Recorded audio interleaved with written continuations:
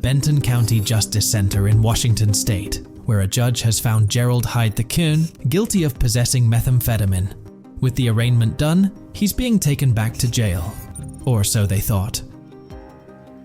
The defendant slips away from security, re-enters the courtroom, and removes his prison shirt, using it to hide his handcuffs. He makes it to the hallway, takes off, and ditches his orange prison shoes, continuing barefoot through the courthouse. He quickly heads to the lobby, exits through the front doors, and disappears onto the street, all without anyone noticing his absence. Within 2 hours, police catch up with him hiding in a friend's house, and he's immediately taken back into custody. Randall Woodford. Now we're at Jefferson County Circuit Court in Louisville, Kentucky, for the case of Commonwealth versus Rayton Woodford. Allegation: this is 29-year-old Rayton Woodford, here for a probation revocation hearing. He had been on probation for drug and weapons charges, but violated the terms. Sitting nearby is Woodford's girlfriend.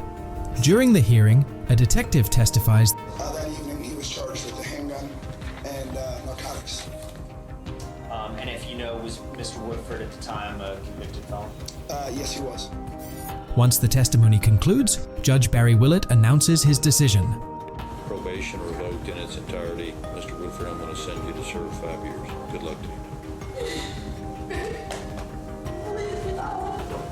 No, ma'am.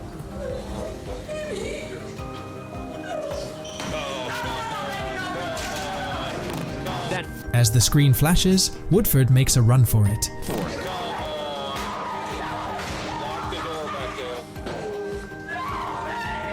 With his girlfriend pleading for him to stop. The record will reflect that Mr. Woodford made an unsuccessful effort to escape. He's stopped by deputies, brought back to the courtroom, and taken into custody. Now we're at the Lewis County Courthouse in Chehalis, Washington, in Judge Arda W. Buzzard's courtroom. After dealing with 4 defendants, Judge Buzzard faces Tanner Jacobson, charged with reckless driving and driving with a suspended license, and Cody Howard, charged with second-degree burglary, first-degree trafficking in stolen property, third-degree driving with a suspended license, and 2 warrants for failing to appear in court. Neither Jacobson nor Howard feels like sticking around. Judge Buzzard springs into action. Despite being in handcuffs and prison sandals, the 2 escapees make a break for it. And a bright orange clue guide Judge Buzzard in pursuit. They reach the 3rd floor stairwell, then the 2nd, just 1 floor away from freedom. But Judge Buzzard is gaining ground, especially on the one who lost his sandal. He tackles the lagging defendant just outside the building's exit. Deputies catch up moments later and bring him back to a cell, while the other defendant is picked up a few blocks away. Both now face second-degree escape charges. When asked why they attempted to escape, one defendant reflects on the split-second decision and the regret that followed. We were sitting there on the benches together and he's like, I'm gonna run. I said, what am I doing? What did I just do? I gotta go with it now. There's nothing, I can't stop right here. There's nothing I can do now. I'm screwed.